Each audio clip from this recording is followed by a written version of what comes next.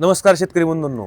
तर आपला प्राथमिक अन्नद्रव्यातला आज घटक दुसरा, तर तो घटक आहे स्फुरद. स्फुरद म्हणजेच फॉस्फरस. तर स्फुरद हा वनस्पतींसाठी अत्यावश्यक असलेले एक अन्नद्रव्य आहे. जसे की जमिनीमध्ये स्फुरदची मात्रा संतुलित असल्यास वाढ आणि उत्पादन हे चांगल्या प्रकारे सुधारते. तसेच स्फुरद हे पिकांसाठी किती किती महत्त्वाचे आहे ह्याबद्दल आपण थोडक्यात माहिती पाहूया. तर स्फुरदमुळे मुळे मजबूत व खोलवर वाढतात.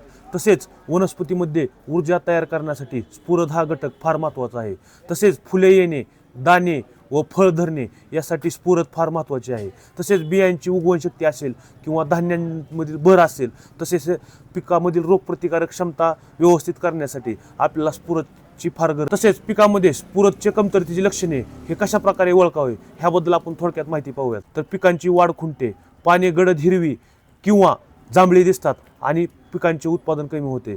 जसे स्फुरद गरजेचे आहे तसेच त्याचे प्रमाण जर जास्त झाले तर पिकासाठी आणि जमिनीसाठी ते दोन्ही प्रकारे हानिकारक आहे. तर पिकांसाठी कशा प्रकारे हानिकारक आहे ह्याबद्दल आपण थोडक्यात माहिती पाहूयात. स्फुरद जास्त झाल्यास सूक्ष्म अन्नद्रव्यांची कमतरता भासते, तसेच वाढ असंतुलित होते, तसेच मुळांची कार्यक्षमता कमी होते. तसेच जमिनीवर होणाऱ्या परिणामामध्ये मातीमधील जी पोषक घटक आहेत म्हणजे सूक्ष्म अन्नद्रव्ये ते असंतुलित होतात आणि स्फुरद हे जमिनीमध्ये कायमस्वरूपी पद्धतीने साठवून राहते. त्याच्यामुळे हे स्फुरद वापरताना योग्य मात्रेमध्ये स्फुरद जावे ह्याची काळजी घ्यावी. आणि आपल्याला स्फुरद हे कोणकोणत्या खतातून मिळते ह्याबद्दल आपण थोडक्यात माहिती पाहूयात.